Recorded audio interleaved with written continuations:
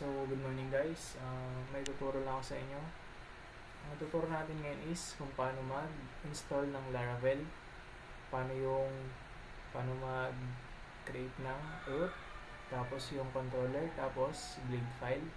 Tapos i-define na rin natin kung ano ba talaga yung MVC, model, view, at controller. So, simulan natin. So, ano bang first step? First is search nyo lang command prompt. So, kapag lumabas na yung command prompt, ito-type nyo lang dyan. Kailangan mo natin i-check kung may composer ba tayo. So, check natin kung may composer tayo. Composer, version, and titignan niya kung may composer talaga tayo. Ito natin. Ayun. Ayun yung version ng composer natin, 2.7.7. So, kapag wala pa yung composer, punta lang kayo dito sa site na to. Ayun o.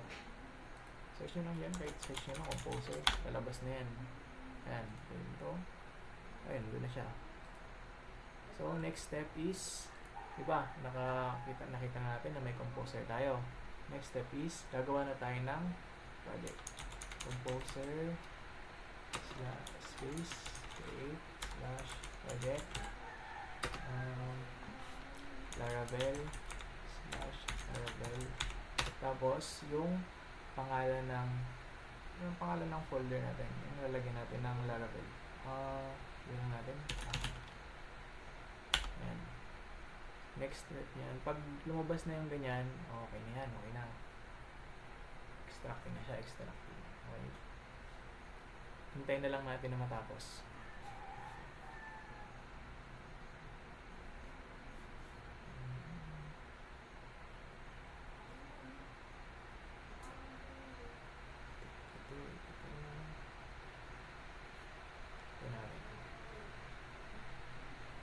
Ayun. Oops. Ayun, okay na. Babas na siya dyan. So, ang next step na gagawin natin is check natin dito sa files kung andito na talaga siya. PC Windows user tapos window saan yung ayun, nandun na siya. Ayan, na-install na yung Laravel, na-install na siya. Next na gagawin natin is PHP CD muna CD and PHP artisan save natin. Ayun, control tas click ko, ayun, hindi na siya, lumabas na siya. Ito yung laman nung server na yan. Natin back, hindi natin yan, tapos controls natin. Lagyan natin ngayon is i-open natin to gamit yung Visual Studio.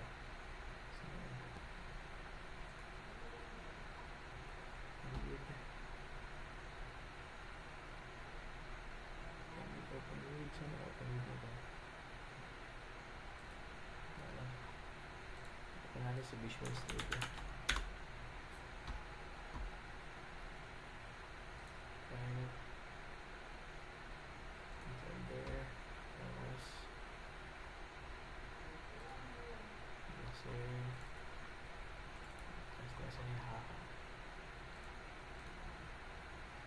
Ayun, lumabas na siya. Ayun na siya. Meron na siyang public. Kasi storage. Saan yan?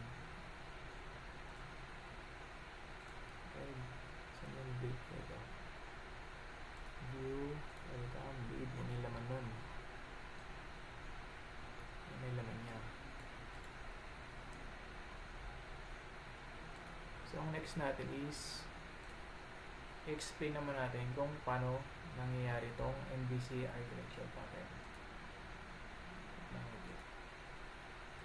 So, itong MVC is meron siyang tatlong main branch, no?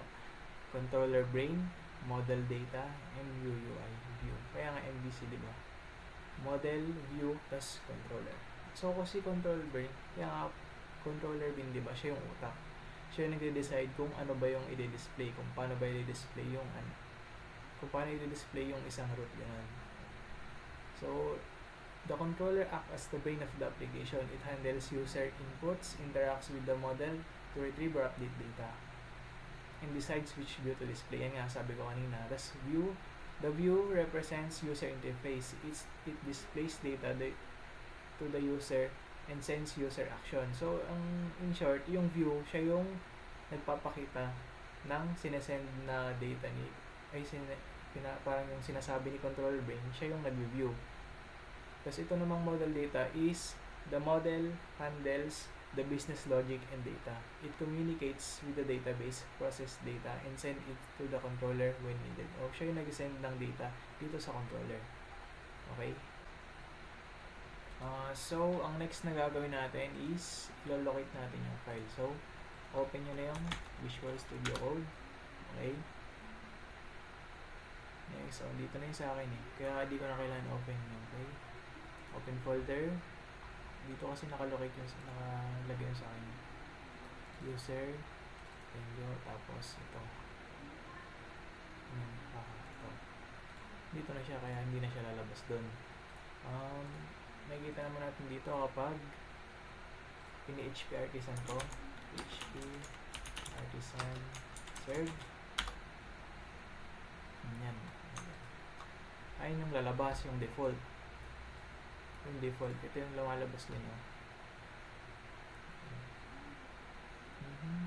Resources, resources yan. Tapos itong welcome blade ito. Yung lumalabas yan. Ngayon, lalagyan naman natin siya ng panibagong root. I-bind naman natin siya. So, first, stop muna natin. Control C. Okay. HP artisan. Gawa tayo ng panibagong controller. Artisan.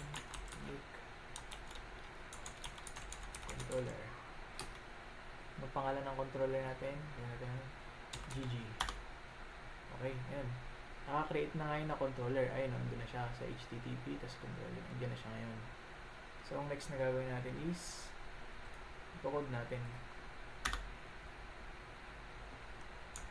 Use app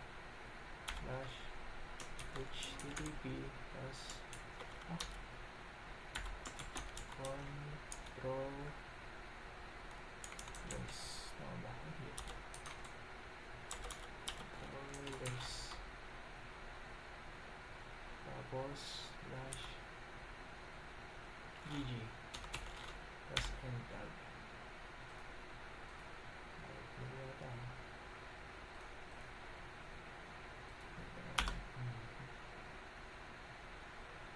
Balik ko lalo ito mga ngayon. Ito pala yan.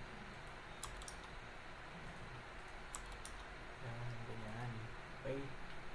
Tapos yung panibago, gagawa tayo ng root. Ganyan lang natin parang yung nasa taas. Ganyan lang natin to. Get. Tapos, saan siya pupunta? Saan siya, ito pala yung kapag ito yung nilagay dun sa dito sa slash, yun yung lalabas dun. Dali. Try natin. Tapos, makikita nyo mamaya. Yung function niya. Yung pangalan ng controller natin? GG. Tapos, plus tapos index. Okay, index. Yan, ganyan. Plus and tag. Okay. Diba nakagawa na tayo ng redirection papunta sa controller. Ngayon, gagawin naman natin is babaguhin natin itong controller. Okay. Public function index hindi go kasi ito na function index tapos return view saan siya saan yung pupuntahan niya sa view lang. Gagawa muna tayo ng view pala. Gawa tayo ng view. Make PHP artisan make view. Ang pangalan ng view natin, gawin na lang natin ML. Ayan, nakagawa na siya ngayon. Doon na siya sa view. Ang purpose naman ito is ito yung ito yung magpapakita, ito yung magko-command na ipakita niya yung laman ng ML, yung view. Dito, ML. Ayan, ML. Okay? So, naka-redirect na siya dito sa ML. Tapos ito naman ang babaguhin natin. Lagyan natin dito h1 tapos break kain muna puntag ng h1. Okay, Ctrl S, tapos try na natin PHP artisan serve. Tapos type natin dito yung kanina huhu. Try natin. Wait lang, wait a minute, kakagod dito red close DG.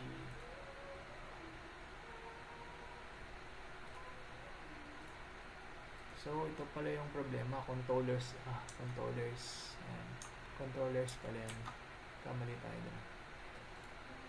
So refresh natin, wala pa rin. So sa iba ko pala na ilagay itong command dito hindi dito sa lang, copy paste ko lang, Ctrl X, tapos lagyan natin dito sa GG. Dapat pala dito sa GG. Okay, Ctrl S, then andun double strike, kain ka muna pakita na siya. Okay, yun lang po. Thank you.